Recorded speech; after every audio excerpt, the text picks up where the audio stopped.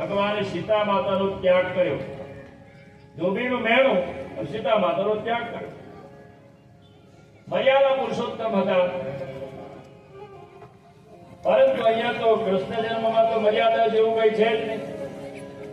એક તમાચો મારે ને ધોબીનો મસ્તક દર્દ અલગ કરી નાખે, ધોબીનો ઉદ્ધાર કરી દીધો. ભગવાન ત્યાંથી આગળ ગયા એટલે એક માળી મળ્યો. માળી સુંદર પુષ્પોની માળા બનાવતો હતો. તો વનમાળી ગયા માળી પાસે, અને માળી પાસે વનમાળીએ માળા માંગી. તો માળીએ વનમાળીને માળા આપી. તો વનમાળીએ માળી પર કૃપા વરસાવી. વનમાળી એટલે કોણ? ભગવાન શ્રી કૃષ્ણ. તો ભગવાન વનમાળીએ માળી પર ખૂબ કૃપા વરસાવી. તો ક્યારેય દુઃખી નહીં થવું. ત્યાંથી ભગવાન આગળ ગયા તો એક લાકડી લઈને કુબજા જતી હતી, કુબજા મળી. તો ભગવાન શ્રી કૃષ્ણ એ સ્ત્રીને કહેવા લાગ્યા, એ સુંદરી તું ક્યાં ચાલી? એટલે એક સ્ત્રીને થયું કે એક તો હું કુબડી છું, કદરીકું છું, બહુ સુંદર દેખાવ નથી, અને મારી મસ્કરી કરે. એટલે સ્ત્રીને કુબજાને દુઃખ થયું.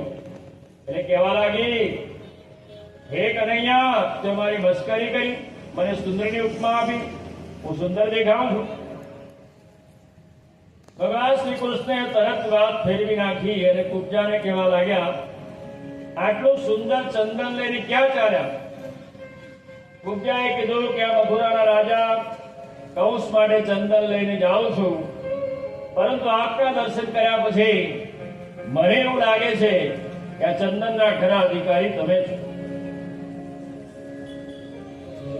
આવું કહી કુબજાએ ચંદનનો કટોરો શ્રી કૃષ્ણના હાથમાં આપી દીધો. ભગવાને આમાંથી ચંદન લીધું, થોડુંક મસ્તક પર લેપન કર્યું, બલરામજી લેપન કર્યું.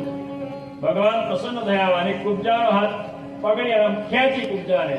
તો વાંકી કુબજા સીધી થઈ ગઈ અને ભગવાને સ્પર્શ કર્યો. ત્યાં તો એનું સૌંદર્ય પ્રાપ્ત થયું, આખું શરીર સીધું થઈ ગયું અને ગરડી કુબજા યુવાન બની ગઈ અને સુંદરતા પ્રાપ્ત થઈ ગઈ. પોતાના શરીરમાં, દેહમાં પરિવર્તન આવેલું જોઈ કુબજા મનોમન ખૂબ પ્રસન્ન થઈ.